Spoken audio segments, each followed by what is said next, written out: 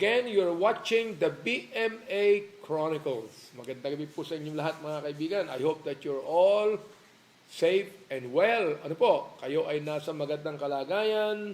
Muli ay amin kayong wine-welcome sa another episode of the BMA Chronicles. Ito po yung Healthy Wednesday segment po natin.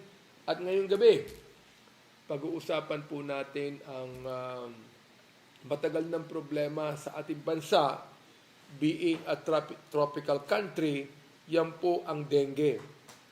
Dengue po.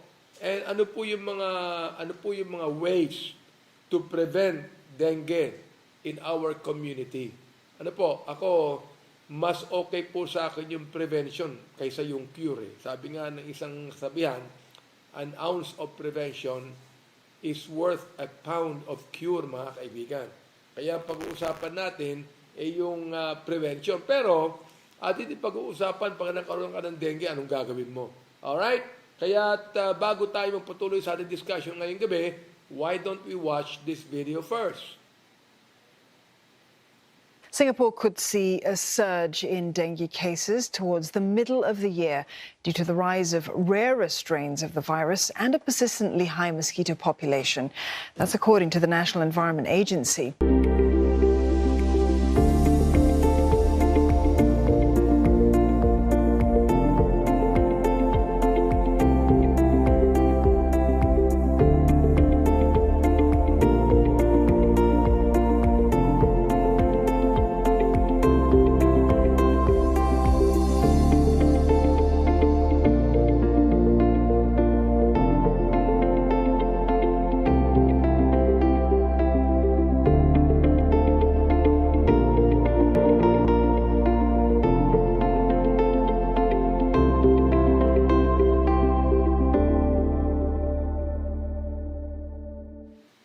Ayan. Alam nyo, halos lahat po ng mga sakit nanggagaling sa hayop, mga kaibigan. Ika nga ng mga kaupangan, hayop. Ano po? Nanggagaling po lahat sa mga hayop. Alright? Kaya ingat po tayo sa mga hayop, ha? Okay, ngayon, ano po ba yung dengue? Ang dengue ay dinadala po yan ng mosquito. Ng lamok, mga kaibigan. Of course, hindi naman po lang lahat ng lamok ay tagapagdala ng dengue. Meron lang mga tinatawag na special breed ng lamok na nagdadala ng dengue, mga kaibigan. At nagkokos po ito na tinatawag nating dengue virus. A viral disease that can hit everyone. Okay? Kaya ito pong disease na ito ay hindi lamang po sapagkat rainy season. Although, mas matindi kung rainy season, mga kaibigan. But it is an all-year-round concern. Ano po? Kasi naman hindi naman sa ating bansa naman halos buwan-buwan umuulan Hindi ba? The virus responsible for causing dengue is called dengue virus. Syempre, di ba? Dengue virus. Pero meron pong 4 na dengue virus.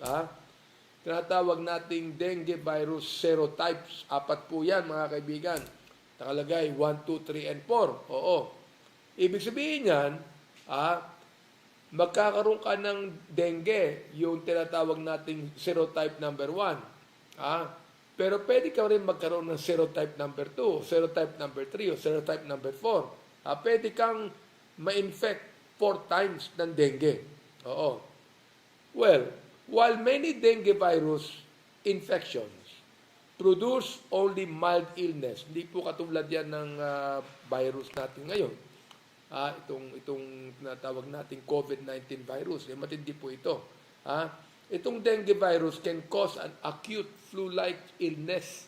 Para may pagkakahawig na ikaw ay nagkaroon may pagkakahawig din naman sa COVID-19. Meron lang mga pagkakaiba.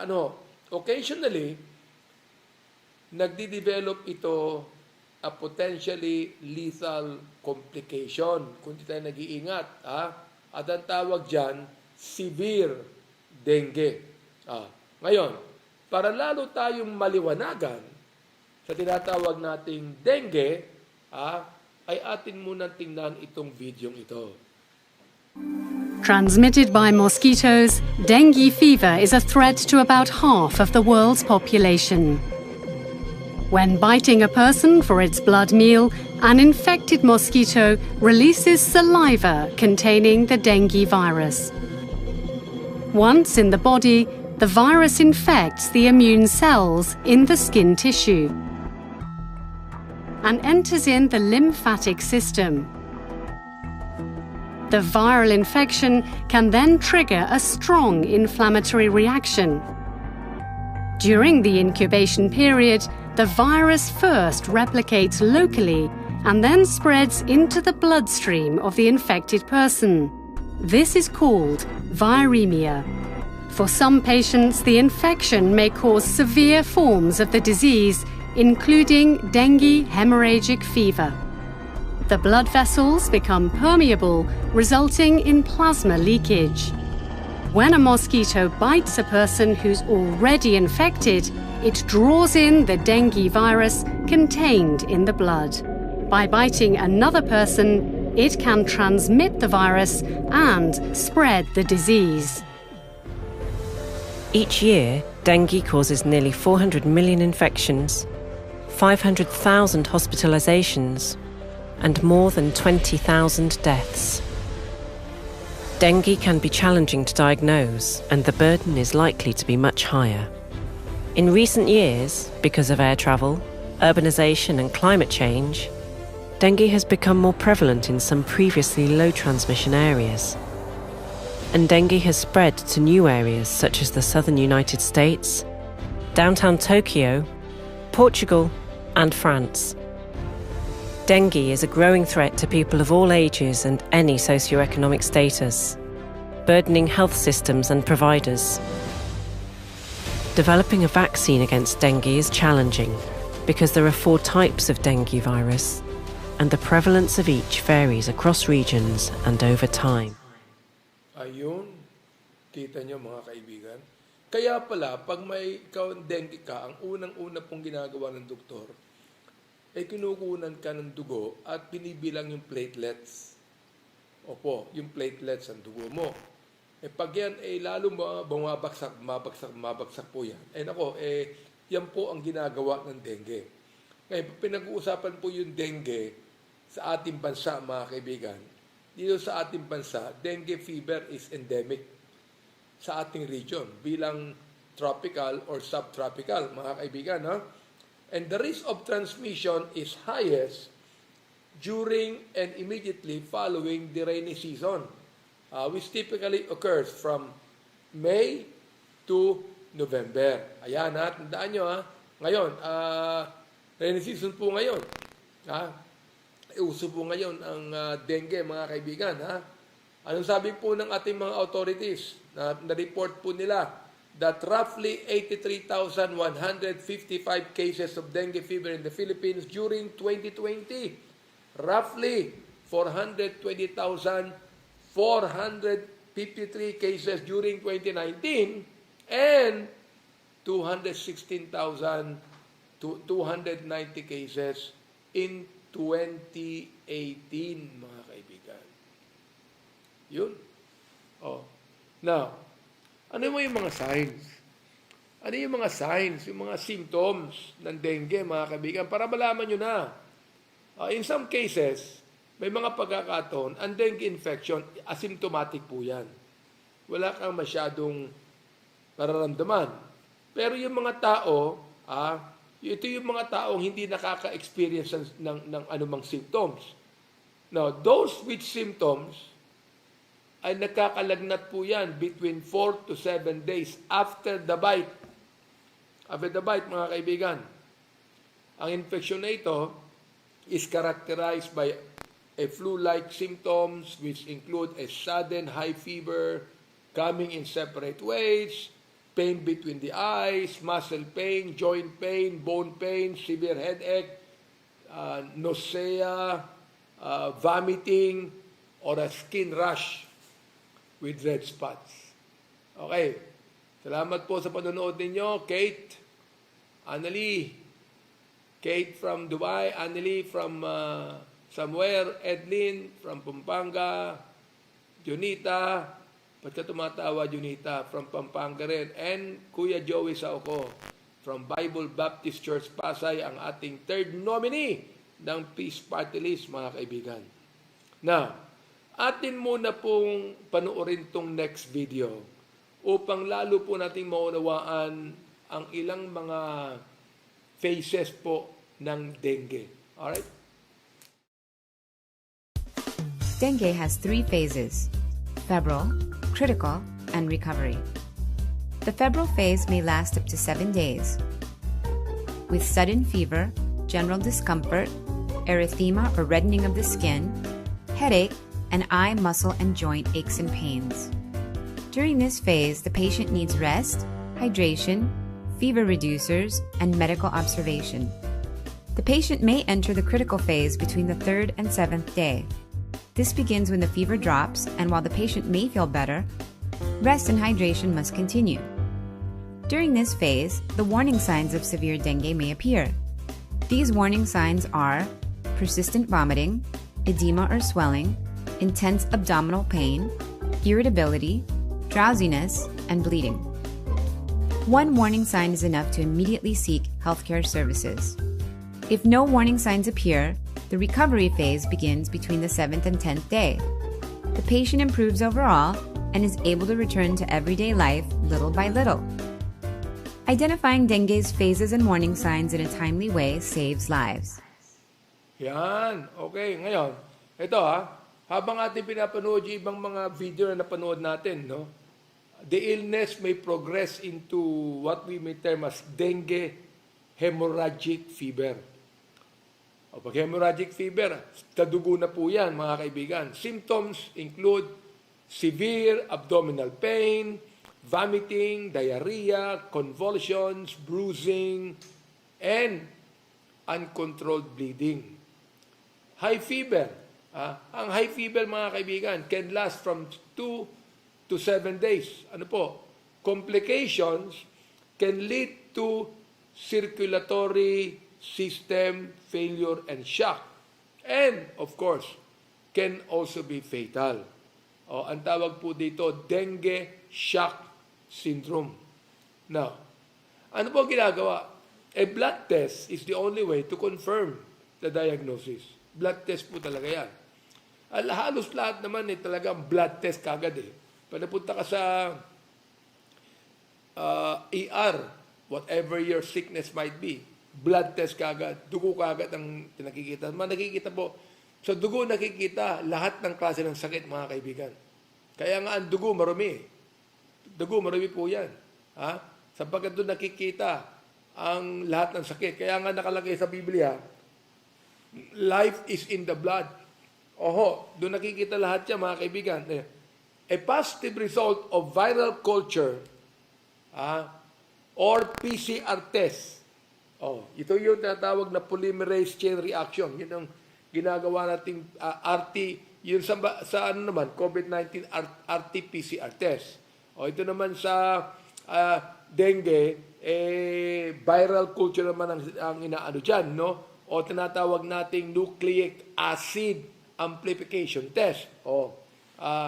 Ako hindi ko masyado maintindihan niya, pero binabasa ko lang, loop-mediated amplification assay or NAATLAM or plaque reduction neutralization test. Ayan po. Okay. Other tests include dengue NS1-RDT, kung ano-ano pa, marami yan, o blood count po ng platelets, hematocrit, o yung white blood cell, mga kaibigan, WBC. Ngayon, salamat sa manunood, Rosimitos, Freddy Bawi, Grace Garbin, Efring Gatapia, and Cherry, watching from Paranaque. Salamat po, salamat po. Now, kung kayo po'y infected with the same dengue virus serotype, ito you become immune to future infections of the same virus. Pero, if you are infected subsequently with a different serotype, immunity wanes over time, which increases the risk of developing dengue hemorrhagic fever. Yun. Okay, Jericho, salamat sa panonood, no? Ayan. So, in the case of COVID infection and dengue, apart from fever, the most common signs of infection on onset are symptoms like headache or body weakness. Ako, wala akong headache pero meron akong body weakness ngayon. Baka meron. Baka bihira. May COVID-19 na siguro ako. Which may not always be the case if you have been exposed to COVID-19. Pero kailangan alalahanin po ninyo na napakahalaga na kayo ay magpa-test agad. Oo. In both illnesses. Ha? Since COVID-19, mga kaibigan, is still an active danger na hindi natin pwedeng i-ignore, ang dengue diagnosis, kapag hindi natin to ginawang on time or in time, can prove severe at pwede maging fatal po ito. The infections can be threatening for people who have pre-existing illnesses. Naku, ako yata yun. Or immunosuppressant conditions. Ayan. Pastor Lut Burigas, thank you for watching. Pinapanalangin kita palagi. Lut, alam ko na ikaw ay nanggaling sa stroke, okay? Are you okay now? Okay ka na ba, Lut? Jeter Anthony, Alwin Serrano, salamat sa iyong panunood sa atin, okay? Ayan po, ayan. Ngayon, paano po naman tinitreat ang dengue? How is dengue being treated? Ayan po Okay. Alam mo sa totoo lang, dengue has no specific treatment. Pero itong disease na ito can be early managed. Kaya kailangan early kagad. Limbawa, ang anak ninyo, merong kahit na konting lagnat, wag lang yung siguro gagamutin nyo pag tumaas yung lagnat na yan in 2 days time. Kaya kailangan mapadoktor na kayo, mga kaibigan. Okay. For example, like fever reducers, painkillers can be taken to control the symptoms of muscle aches and pains. And fever like paracetamol. Masakit ang katawan ko kanina hanggang ngayon. Uminom ako ng paracetamol with tramadol, mga kaibigan. For severe dengue patients, they should be referred for an in-hospital management. Salamat naman, Lut. Okay ka na? Okay. Maintenance of the patient's body fluid volume is critical to severe dengue care. So, ang mga pasyente na may dengue ay kaagad dapat mag-seek na medical advice upon the appearance of warning signs. Yung mga sinabi po natin kanina. Thank you, Verly Boreros. Enjoy ka dyan sa farm, with only Marisa Osal Belio. Okay. Now, medical care by physicians and nurses experience with the effects and progression of the disease can save lives, decreasing mortality rates from more than 20% to less than 1%. Kita nyo, Hindi tulad po yan ng COVID-19. Ba't hindi? Ito naman. How to prevent and control dengue. Ito ang sinabi ng DOH, mga kaibigan. Meron po sila tinatawag na guidelines for the nationwide implementation of the Enhanced 4S Strategy against Dengue. Ano po yung main strategies? Number 1, search and destroy. Search and destroy mosquito breeding sites. Pinipigilan mo yung mosquito from accessing egg-laying habitats. Anong pong disposing of solid waste properly. Removing artificial man-made habitats that can hold water. Covering or emptying and cleaning of domestic water storage containers on a weekly basis. Ngayon, alam nyo, huwag kayong magtatago ng gulong ng sasakyan na nauulanan. Sapagkat pag kayo nagtago niyan, ng gulong ng sasakyan, nahuhula ng palagayan, nag-i-store po ng tubig yan sa loob eh. Di ba? O kaya naman yung mga tinatawag natin, mga banga dyan, kinakailangan palagi niyong lilinis. Tinatanggal po, okay. Palagi niyong ini-steer yung tubig na yan. Kinakailangan, pag meron kayong tubig sa banga, ay may takip yan. May takip yan. Para hindi po papuntahan ng lamok yan, at maging kitikiti yan, at ano mangyayari? Nako, pambira, baka ma-dengue ka, mga kaibigan. Ang tawag ngayon, baka ma-dengue ka. Search and destroy. Ano naman yung isa? Self-protection measure. Ano yon? Okay.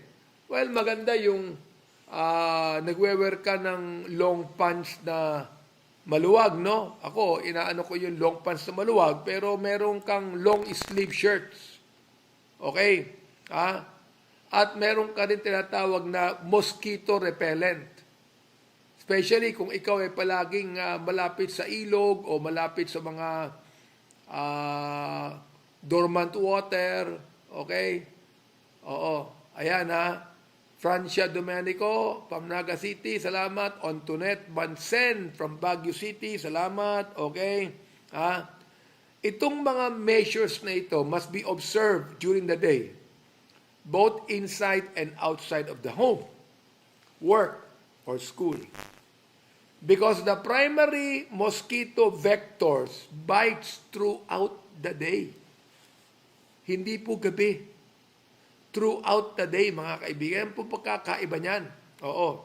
Now, unang-una, search and destroy. Pangalawa, self-protection measure. Pangatlo, seeking early consultation. Seeking early consultation. Huwag tayong papahuli dyan. Huwag tayo yung, wala to. Huwag yung gano'n. Alam mo, maraming Pilipino, ganyan eh. Kaya nga nagiging fatal sapagkat, wala yan. Lagnat lang yan. Lagnat laki lang yan. Whatever it might be. Huwag po. Ay nako, wag Ano pa? Sa aming distrito, nagkakaroon kami ng fogging. Support fogging or spraying in hotspot areas. Ini-sprayan po namin yung mga tubig, yung mga estero, yung mga kanal. Ini-sprayan po namin yan. Sapagkat, for example, like, tag-ulan na yan. Tag-ulan na. Ini-sprayan mo yan. Pagkatapos ng ulan, i-sprayan mo yan. Okay? So, especially yan during rainy season. So, dagdag po nito, gusto kong makita nyo yung video ito upang makita nyo yung ibang mga preventive measures na ating mapag-aaralan at pwede nating iuwi sa mga bahay natin. Alright?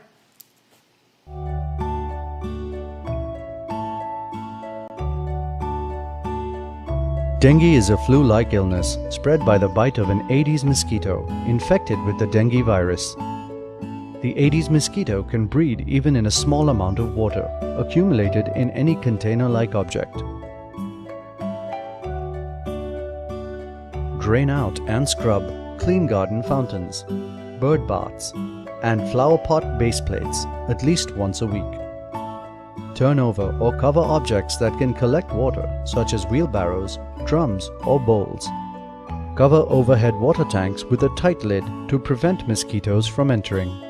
Cover the overflow pipes of water tanks with a material that allows water to flow out, but prevents mosquitoes from entering. Clean roof gutters by ensuring the outlet remains open and water does not stagnate.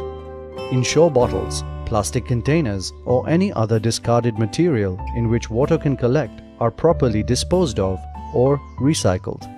At least once a week, drain out and scrub clean trays under refrigerators, air conditioners, water cooler tanks, indoor flower pots, and vases. While spraying insecticides to kill mosquitoes, focus on dark areas such as closets, underneath beds, and behind curtains.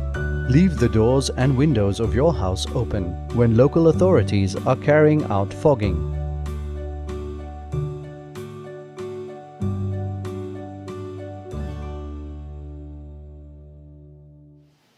Ayan.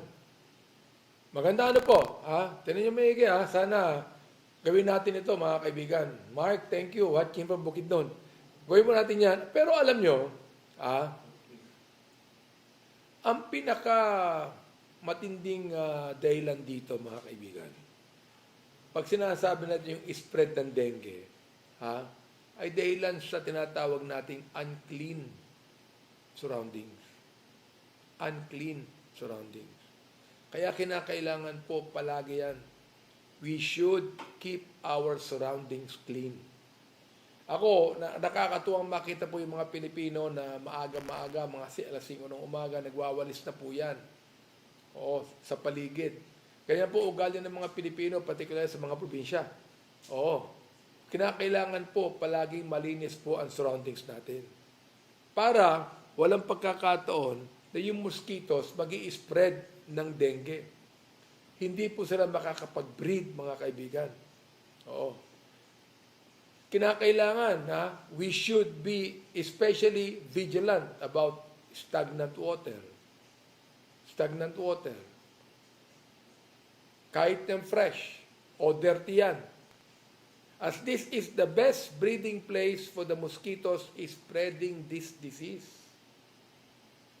Yan ang sinasabi ko kanina. Kaya huwag po kayong maglalagay ng mga gulong na hindi nyo na ginagamit sa yard ninyo. Na pag umulan, napapasukan ng tubig yan. Oho, yung mga banga ninyo, kinakailangan may takip palagi yan. O binabaliktad ninyo. Pagkatapos ng ulan, binabaliktad po ninyo yan. Okay? O yung mga tinatawag nating drum, mga kaibigan. Or any pool of water yan. Oo. Well, ang swimming pool kasi, nalalagyan po ng ng chlorine yan, mga kaibigan. Oo. At ginagalaw araw-araw yan. Nililinis at least every week. Nililinis po yung swimming pool. Kaya hindi po delikado. Kaya pero kinakailangan, mahalaga, mga kaibigan, na ating linisin ang ating paligid. Ating linisin po ang ating paligid. Ito ang gusto sabihin sa atin ng ating quotation ngayong gabi. Dala ng, ayan. Ano pong sabi ni Laila Gifty Akita? Ang sabi niya, clean communities, healthy citizens. Clean communities, healthy citizens. Mga kaibigan, napakahalaga po niyan. Na hindi po nangangahulugan na marumi ang Pilipino. In fact, ang Pilipino po, malilinis po yan. Kaya ang problema lang, pagka minsan, yung ating katawan napakalinis, yung ating paligid napakarumi. Huwag po natin gawin yan, mga kaibigan. Maglinis po tayo palagi ng ating mga paligid. Well, dito po tayo nagwawakas sa ating palatuntunan ngayong gabi. Sana po kayo natuto at marami kayo na informasyon na nakuha para mag-ingat po tayo. Alalahanin po ninyo na ang dengue, ang tinatamaan po niyan ay mga bata. Kahit po babies, pwedeng tamaan ng dengue. Hindi tulad po ng COVID-19, yung mga bata ligtas, pero ang tinatamaan ng COVID-19, yung mga senior citizens na mayroong comorbidity, yung mga kahit hindi ka senior, basta meron kang comorbidity o meron kang health issue, tatamaan ka ng COVID-19. Pero itong dengue, ibang klase, mga kaibigan. Mga bata naman to. Ingat lang po. Ingat po tayong lahat, mga kaibigan. Okay? Yun. Anong sinasabi ni Kate? Meron daw flowering plant like citronella. Ang sabi, known to prevent the proliferation of mosquitoes. Chrysanthemum, ayan, marigold na naturally repelled. Okay Mas maganda kung meron kayong tanim na chrysanthemum, marigold o citronella. Palagay ko meron kami dito. Okay, magtanim lang po kayo niyan ganyan. Okay, kaya muli, maraming salamat po sa inyong pakikinig, panonood sa amin. At huwag niyong kalilimutan, i-like and share ninyo, facebook.com/BMA Chronicles, o follow me sa facebook.com/BMA Abante, o kaya naman, mag-subscribe kayo sa aking YouTube channel. Okay? Benny M. Abante YouTube channel. Muli mga kaibigan, ang aking pong hinihiling ay magkaroon kayo ng magandang kapahinga ngayong gabi. matulog kayo ng mahimbing at kinabukasan po ay gumising kayo ng maaga, manalangin, mag-walking at lahat na mga kaibigan. Okay? Muli, salamat po sa inyong panonood dito sa BMA Chronicles. God bless. Have a good night's sleep.